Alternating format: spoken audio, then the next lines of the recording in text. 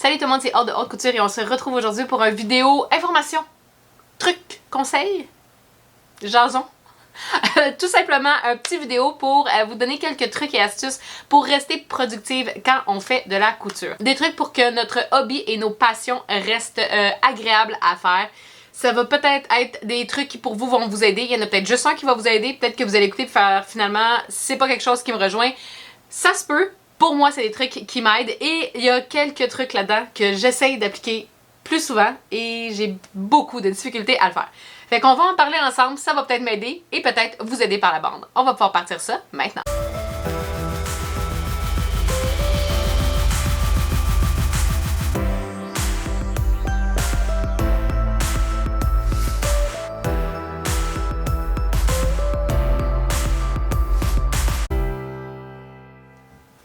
Donc aujourd'hui, c'est 10 trucs sur comment rester productif. Comme j'ai dit, ça se peut qu'il y en ait seulement un qui vous aide, 2, 5, 10. Tant mieux si c'est 10. Dites-le moi en commentaire en dessous combien de trucs vont vous aider en bout de ligne. Ça fait un petit bout de temps que je vais faire cette vidéo-là et en sachant que c'était une vidéo que j'allais faire dans le futur, en faisant de la couture, je me suis moi-même demandé qu'est-ce que je faisais pour essayer de rester productive. Naturellement, c'est mon travail.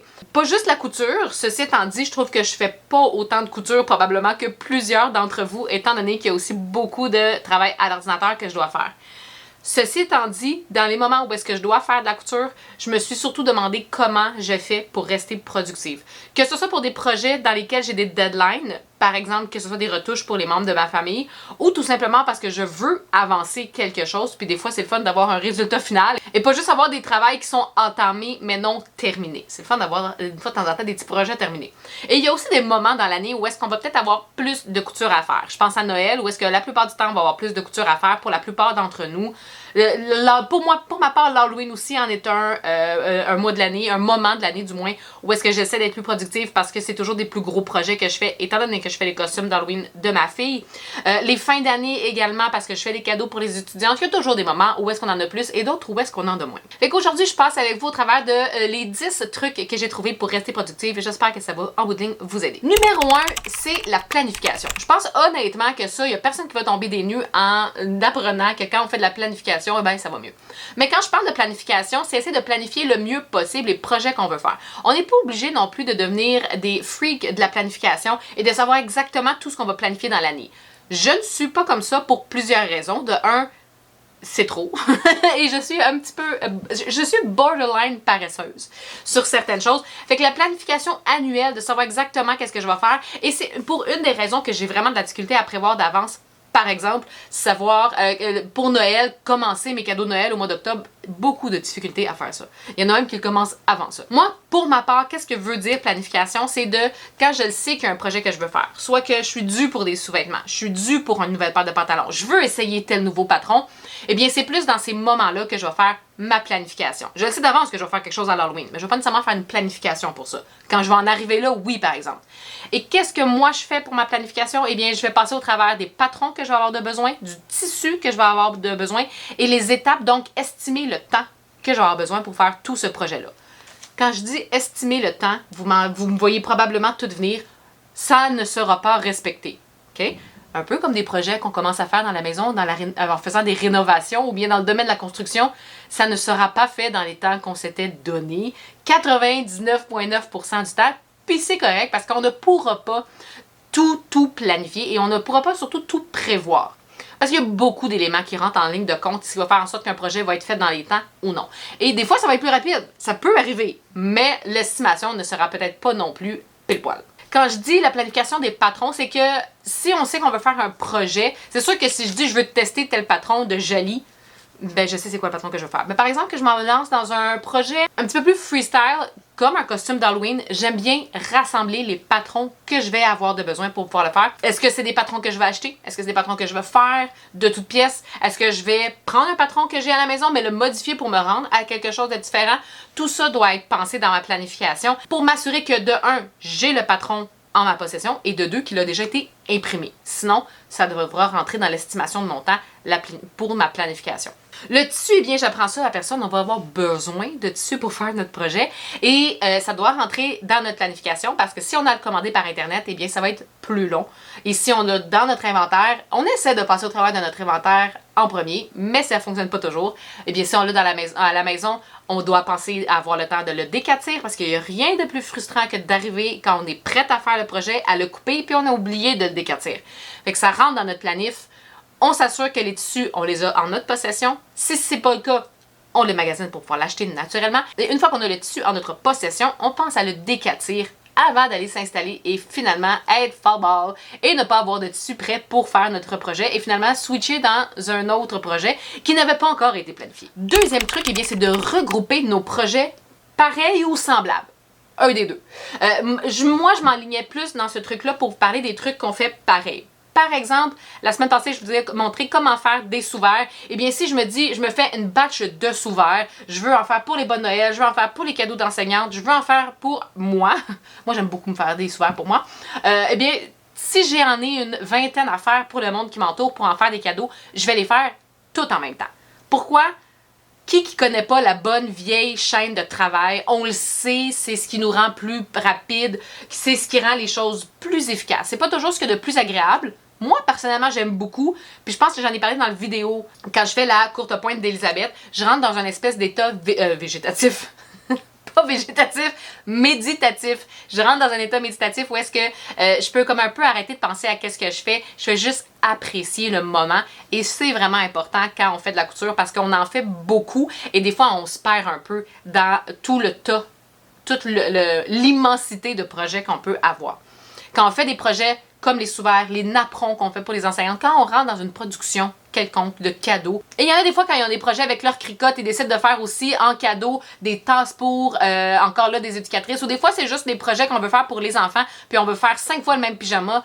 Eh bien, quand on fait plusieurs fois le même projet, c'est beaucoup plus facile de le regrouper et de disséquer un peu nos étapes. C'est-à-dire, si je reprends l'exemple pour les sous-verts, eh bien, la coupe, je vais la faire toute d'une shot. Je vais tout couper mes choses, je vais les séparer de la bonne façon pour que chaque tissu, pour chaque sous-vert soit ensemble, que la bourre de coton soit coupée, que ce soit déjà prête à coudre. Je vais aussi m'assurer que quand je tombe dans ma confection, toutes mes étapes de pressage, je vais les faire en même temps. Toutes mes étapes de coupe, je vais les faire en même temps.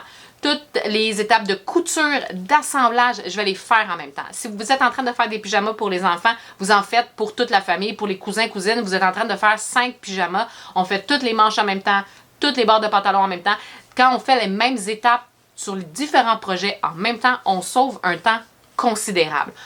D'en faire un pyjama au complet et après ça d'aller faire l'autre, on perd un peu de notre productivité et aussi de notre air d'aller. Regrouper les projets qui sont pareils ou semblables pour être plus efficace et plus rapide dans la chaîne de production. Mon troisième truc, j'ai décidé même d'inventer un mot pour pouvoir exprimer et expliquer ce troisième truc, et c'est étaper nos projets. On va non pas étamper, mais étaper nos projets. Chaque projet a des étapes qui, pour moi, sont pénibles. Il y a des choses que j'aime vraiment moins faire dans mes projets de couture et des choses que j'aime plus faire. Vous ne serez pas bébé surprise, ce que j'aime le plus dans la couture, c'est la couture. Plus il neige, plus il y a de la neige. Mais quand vient le temps de faire l'impression de mon patron, j'haïs ça. Quand vient le temps de faire de la coupe, j'haïs ça. C'est vraiment pas quelque chose que j'aime faire.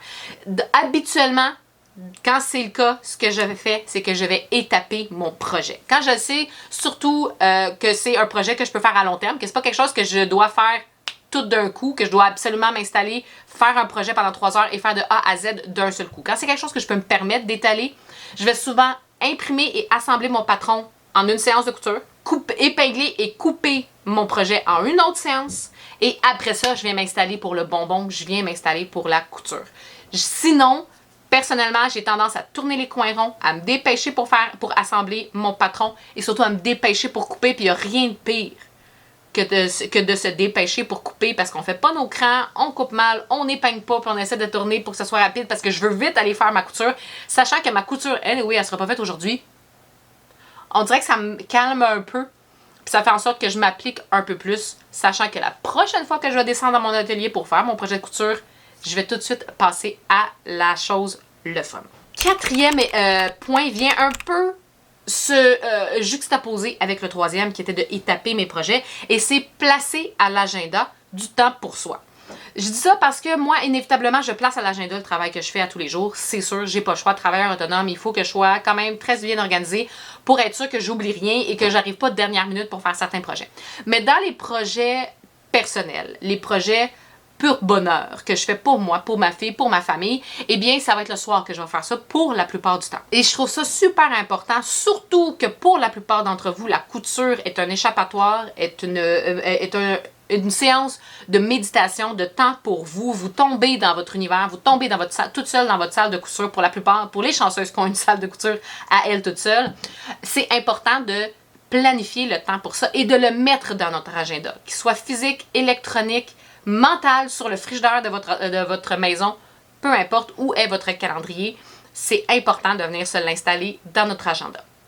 Personnellement, depuis qu'avec Patreon, qui est ma plateforme qui se joint à YouTube, depuis que j'ai Patreon et qu'avec les filles qui participent à ça, qui encouragent la chaîne, on fait nos sprints, ça a complètement changé ma productivité de projet personnel. On se rejoint, c'est marqué. On a 3 sprints pour la plupart. Il y en a qui en ont 1, il y en a qui en ont 2. Ce mois-ci, on va avoir 5 sprints parce qu'on inclut également nos sprints de lecture. Mais bref, ce mois-ci, on est au mois de juillet. On a 5 moments dans le mois où est-ce qu'on se réunit ensemble et on se fait des sprints de couture. C'est du temps à soi pour soi. Il y en a qui font du tricot, il y en a qui font de la cricotte, il y en a qui font autre chose, mais c'est un moment qu'on prend où est-ce qu'on n'est pas dérangé, les enfants sont couchés, on est rendu dans nos ateliers et on fait le projet qu'on voulait faire.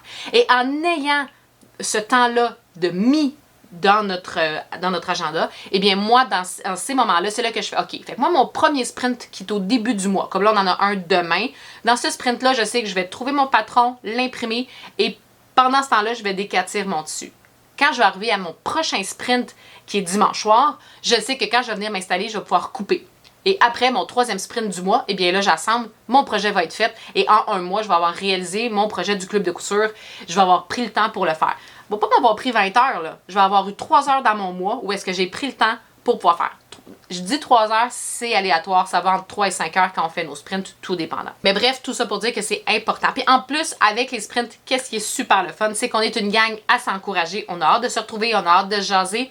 On fait un petit peu de discussion. On commence le live. Tout le monde dit qu'est-ce qu'ils vont faire ce soir, c'est quoi leurs objectifs. Qu'est-ce qu'ils espèrent pouvoir accomplir durant le sprint. On sprint pendant 45 minutes habituellement. On prend une pause de 5-10 minutes. C'est important de prendre les pauses. On s'arrête. On va chercher de l'eau, on va aux toilettes, on discute. Ah, moi, j'ai pas atteint mon objectif. Je repense un peu à mes affaires. On se donne des trucs quand on a de la difficulté. Ça nous permet vraiment d'atteindre nos buts, nos objectifs. Et en plus, c'est vraiment le fun de coudre en communauté et en gang. On a vraiment beaucoup de plaisir. Fait que c'est vraiment important de venir se mettre à notre agenda nos étapes, ce que nous avons étapé préalablement, de le mettre à notre agenda et de se créer du temps à moi, pour moi. Mon 5e truc, pour moi, qui est un truc extrêmement nostalgique et qui est inculqué dans mes valeurs depuis que je suis toute petite, et c'est créer l'ambiance. Et là, je sais que ma famille n'écoute pas mes vidéos YouTube, mais je les entends rire un peu. Mon père, il nous a toujours dit ça, créer l'ambiance. Avec les gens qui nous entourent, dans les endroits où est-ce qu'on est, c'est de se créer une ambiance où est-ce qu'on est bien. Pour ma part, qu'est-ce que je fais pour ça? Je me mets souvent de la musique d'ambiance sur YouTube. Les filles du Patreon, vous le savez toutes déjà. Probablement que vous êtes en train de dire, Audrey, c'est des choses que tu nous as dit tellement souvent. C'est vrai. Je me mets les musiques d'ambiance Harry Potter sur YouTube. Des fois, je mets mes musiques d'ambiance de Zelda. Il y en a vraiment beaucoup. Je vais vous laisser le lien vers la chaîne YouTube que j'utilise la plupart du temps pour mes musiques d'ambiance. Je descends bien souvent avec une tisane, un café, des fois un petit verre de vin, ça dépend de l'ambiance, justement. J'aime bien allumer des chandelles, Marie-Ève, tu le sais. J'essaie de créer un environnement dans lequel je suis bien confortable et j'ai envie de rester là pendant environ 1 heure, 1h30, naturellement. Fait que c'est de créer une ambiance dans laquelle on va être bien, on va être confortable et c'est pas juste de descendre, de commencer à travailler puis de remonter, c'est de se créer un moment où est-ce qu'on est bien, où est-ce qu'on a envie surtout d'y retourner, ce qui va faire en sorte qu'on va être beaucoup plus productive dans notre atelier. Et le 6e truc vient encore une fois en connivence avec l'étape précédente, avec l'ambiance. Et c'est une technique que je pensais qui était plus connue, mais je me rends compte que peut-être pas, et c'est la technique Pomodoro. Je vous en ai parlé un petit peu dans le truc où est-ce que je dis de placer à l'agenda quand je vous ai parlé des sprints. Quand on fait les sprints, nous utilisons la technique Pomodoro. Je vais vous laisser encore une fois un lien vers ce que moi j'utilise pour chronométrer, si on veut, nos sprints. La technique Pomodoro, c'est une technique d'étude qui a été utilisée depuis vraiment plusieurs années. Les plus grandes universités, en ce moment, il y a plusieurs étudiants des grandes universités qui utilisent cette technique-là et qui sont souvent en live sur YouTube où est-ce qu'ils font la technique Pomodoro, où est-ce que plein de personnes qui sont étudiants se rejoignent à ce live-là pour pouvoir rester concentrés et productifs. C'est quoi la technique Pomodoro? Eh bien, c'est une technique où est-ce qu'on travaille pendant un certain nombre de temps, on a une pause de certain nombre de temps, on travaille, on fait une pause, on travaille, on fait une pause. On peut déterminer qu'est-ce qui nous rejoint le mieux. Moi, personnellement, cette technique-là, je mets entre un 45 et un 60 minutes pour un 5 à 10 minutes de pause. Naturellement, tout dépendant qu'est-ce qu'on fait, on peut modifier un peu le temps. Si vous allez sur YouTube, j'aime particulièrement, vous allez être complètement choqué et éberlué, complètement étonné. Quand je vais sur YouTube, je fais la recherche Pomodoro Harry Potter. Fait que j'ai des Pomodoro Harry Potter où est-ce que j'ai un 50 minutes d'études et un 10 minutes de pause. D'études. Je fais de la couture, je fais pas d'études. Et c'est avec une musique d'ambiance d'Harry Potter en plus. Tout est là pour que ce soit complètement gagnant. C'est vraiment quelque chose que j'aime et que j'apprécie faire. Mais en ayant un chronomètre et en me disant je dois être concentrée pendant 50 minutes, après ça la cloche sonne et je dois me forcer pour prendre une pause. Puis là, des fois, c'est vrai. On arrive dans un moment où est-ce qu'on est en train de faire la couture puis c'est vraiment pas le moment de prendre une pause. On finit, qu'est-ce qu'on fait? Et après ça, on prend la pause. On prend le temps d'aller chercher un thé, une tisane, on prend le temps d'aller aux toilettes, on prend le temps d'aller boire un peu d'eau, de se lever, de bouger, parce que d'être longtemps à la machine à coudre ou être en train de couper, on peut développer certaines douleurs, on peut se blesser, fait que c'est vraiment important aussi de prendre des pauses.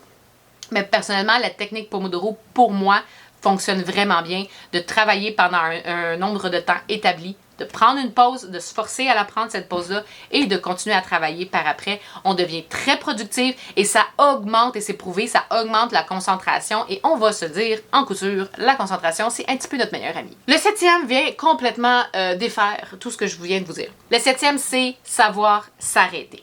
Pourquoi je dis que ça vient complètement défaire? Parce que là, je vous avais dit qu'on coupe pendant un certain nombre de temps, on prend une pause, mais on continue à coudre après. On s'entend pour dire qu'on en prend et on en laisse. On est en train d'avoir du plaisir. On est en train de coudre. On est supposé être en train d'avoir du plaisir. Il faut savoir s'arrêter quand ça ne fonctionne pas. Quand on fait juste des coudes, quand on fait juste des erreurs, quand on a cousu pas endroit contre endroit, quand on a cousu dans la manche l'encolure, quand on a cousu les intérieurs de jambes pas ensemble, qu'on a cousu l'intérieur de jambes avec la latérale, c'est le temps d'arrêter, de se recentrer, de fermer la machine. Vous pouvez même laisser le projet dans la machine.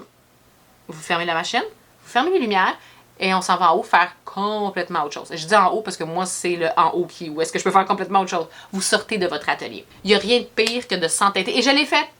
Je l'ai fait souvent. Il n'y a rien de pire que de s'entêter à travailler quand rien ne va plus. Il faut savoir s'arrêter, prendre un pas de recul, aller se reposer. Et quand on va revenir, quasiment de façon magique, le tiers de nos problèmes vont s'être réglés. Parce que le tiers de nos problèmes était notre fatigue et notre impatience. Fait que de sortir de l'atelier, de s'arrêter et de prendre un petit pas de recul va vraiment des fois sauver la mise et sauver nos séances de couture. Et inévitablement, nous rendre plus productifs. Parce que si on s'entête à continuer, on va continuer à faire des erreurs qui auraient pu être évitées. 8, il faut reconnaître nos faiblesses. Ça, celui-là, il... Celle-là, celle-là est pour moi. Reconnaître nos faiblesses, il est pour moi. Ma faiblesse, c'est les émissions de télévision et les films. C'est ma faiblesse. Il y en a des plus difficiles que d'autres, mais il y en a des plus faciles. Je me mets Friends, je le connais par cœur, les yeux fermés. The Office, les yeux par cœur, les yeux fermés. Il y en a d'autres que non. Puis je me dis, bon, on va le commencer. C'est si grave que ça. Puis même The Office, il y a toujours des moments où est-ce que je veux regarder. Parce que c'est tellement bon, puis c'est tellement drôle. Puis je peux pas regarder. Mais je sais que si je descends pour travailler et que j'allume mon ordinateur et que j'allume Netflix, Crave, nommez-les là, c'est sûr que je vais le regarder et que je vais être vraiment moins productive. Il y en a d'autres, ça va être autre chose. Moi, je sais que mon talon d'Achille, je sais que ma faiblesse, c'est ça. Fait que quand j'arrive en bas, je ne fais pas ça. Il faut que je me parle, il faut que je fasse attention. Là, c'est beaucoup plus facile à dire qu'à faire. Je le sais. C'est très difficile. De ne même pas ouvrir et d'aller... Mon truc, c'est de ouvrir mon ordinateur et de tout de suite aller sur YouTube, partir ma musique d'ambiance, puis on dirait que ça me met automatiquement dans mon ambiance de productivité que je vous ai parlé en point 5. Il faut connaître ses faiblesses, mais il faut aussi connaître qu'est-ce qui nous aide à contourner ces faiblesses-là. Pour certaines, ça va être le magasinage de patron. Dès qu'on commence à en magasiner, on n'est plus capable d'arrêter. Magasinage de tissu. Quand on commence à magasiner, on n'est plus capable d'arrêter. Il y a plein de choses qui nous empêchent un peu d'être productifs. Il faut reconnaître ces faiblesses-là. Il faut quelquefois les embrasser, mais à d'autres moments, il faut les tenir, être très très loin. Avant-dernier point, le point 9, respecter ses envies et ses besoins. Des fois, ça nous tente pas. Puis c'est correct. Puis je dis des fois ça peut durer longtemps. Et des fois, on pourrait se dire, qu'est-ce que je pourrais coudre, qu'est-ce que je pourrais faire pour me donner de réenvie de coudre, pour me donner un petit coup de pied, puis me faire comme, ah, qu'est-ce que je pourrais faire pour me donner envie d'aller coudre. Des fois, le meilleur truc pour nous donner envie d'aller coudre, c'est d'arrêter de coudre. Tu sais, l'expression où est-ce qu'on dit que c'est une fois qu'on l'a perdu, qu'on s'en ennuie. Ben des fois, ça peut être ça aussi pour la couture. Il y a des personnes qui arrêtent complètement de coudre durant l'été, qui vont coudre dans la saison scolaire, qu'on va dire, dans l'année scolaire, donc de septembre à mai, juin. Puis après ça, quand le beau temps arrive, ils n'ont pas envie d'aller coudre. Puis mon Dieu, je comprends. Mais il faut se respecter. Si on n'a pas envie de le faire, on le fait pas. Là, c'est plus facile à dire qu'à faire pour bien souvent. C'est mon travail, je peux pas faire ça. Je peux pas nécessairement faire ça. Faut que je fasse attention, donc, pour vraiment être capable de garder, pour non seulement me garder productive, mais me garder intéressée, de respecter les autres points que j'ai nommés avant. Ça vient vraiment beaucoup m'aider. Mais je peux pas, j'ai pas le luxe de nécessairement dire, ah, ça me tente pas aujourd'hui, fait que j'y vais pas. Des fois, je vais peut-être modifier des choses pour que ce soit plus agréable et plus fun, mais je peux pas complètement arrêter. On va essayer dans ce temps-là de se créer une meilleure ambiance, de starter notre chronomètre Pomodoro, de savoir s'arrêter quand il faut s'arrêter et de bien organiser nos choses. On essaie quand même des fois de se donner un petit coup de pied quand ça devient que c'est notre travail, qu'on a des deadlines, qu'on n'a pas le choix de fournir quelque chose. Mais si c'est une passion, si c'est un hobby et qu'en ce moment, vous n'avez pas rien promis à personne sauf vous, donnez-vous le cadeau d'arrêter. Puis au pire, de prendre en note où est-ce que vous étiez rendu dans vos projets, de mettre ça de côté, puis de le reprendre plus tard. Puis sinon, finissez ce projet-là, puis après ça, dites-vous, j'ai assez donné. Respectez quand vous avez envie de coudre et quand vous n'avez pas envie de coudre, surtout. Le 10e point est probablement un des plus importants. Nous sommes rendus au 10e point et c'est lire le guide de montage au complet avant de faire le projet. Là, vous allez me dire, oui, mais moi, j'ai envie de commencer le projet, je fais juste me garrocher, je lis même pas, je regarde les images. Eh bien, regarde les images de A à Z avant, des étapes que tu devras faire. Ça va te donner une ligne directrice d'où est-ce que tu t'en vas. Tu vas savoir les étapes que tu vas avoir à faire. Tu vas pas les savoir par cœur, mais tu vas savoir vers où tu t'en vas. Et c'est ce qui va faire en sorte que tu vas te poser moins de questions que si tu es en train de faire, mais pourquoi je fais ça là? Ah oui, c'est vrai, parce qu'après, on s'en va faire telle étape. Des fois, ça vient clarifier certaines choses. On se pose moins de questions, on fait moins d'erreurs. Et si c'est un peu comme une recette, on lit d'avance, on sait vers où on s'en va. C'est la même chose pour un guide de montage. Je le dis souvent pendant mes cours, regardez le cours au complet en premier et après, faites le cours. C'est la même chose pour le guide de montage. Et là, je dis le guide de montage. Attention, le document qui accompagne le patron. Il faut lire toutes les informations. Il y a des informations qui reviennent quand on refait la même compagnie de patrons, quand on refait des patrons de la même compagnie. Oui, il y a des informations qui reviennent. Mais dans les tissus suggérés, dans les trucs qui sont laissés dans le guide de montage, dans les conseils et les choses qu'on nous dit de faire, c'est important de venir lire notre document qui accompagne le patron. Mais naturellement, c'est encore plus important de lire le guide de montage pour savoir c'est quoi les étapes qu'on va faire, savoir où est-ce qu'on s'en va et ainsi rester plus productif. Et on ne se le cachera pas, faire moins d'erreurs. Et voilà, c'était mes 10 trucs, conseils de comment rester productive quand on fait de la couture. Et honnêtement, pour la plupart des points que j'ai laissés, ça nous aide à rester productive dans la vie en général. Fait que j'espère que vous allez pouvoir l'utiliser à bon escient et de pouvoir appliquer que ce soit 1, 2, 3, 4 ou 10 de mes trucs que je vous ai laissés aujourd'hui. Peut-être qu'il y en a plus que 2 qui vont vous avoir aidé et honnêtement, j'en serais très heureuse. Si vous avez d'autres trucs, d'autres conseils à laisser, n'hésitez pas à les laisser en dessous du vidéo. On ne sait jamais, vous allez pouvoir peut-être aider quelqu'un d'autre. N'hésitez pas non plus à laisser questions, suggestions et commentaires, à cliquer j'aime si c'est du contenu que vous avez aimé et à vous abonner si ce n'est pas déjà fait pour avoir toutes les notifications des prochaines vidéos. Si vous avez envie d'encourager la chaîne un peu plus, n'hésitez pas à cliquer sur le lien Patreon pour avoir toutes les informations de ce que vous gagnez à rejoindre la communauté Patreon Haute Couture avec des vidéos exclusives mensuelles, des sprints de couture où est-ce qu'on est extrêmement productive et des sprints de lecture où est-ce qu'on est extrêmement passionné. Sur cette demande, je vous dis bonne couture et on se revoit très bientôt.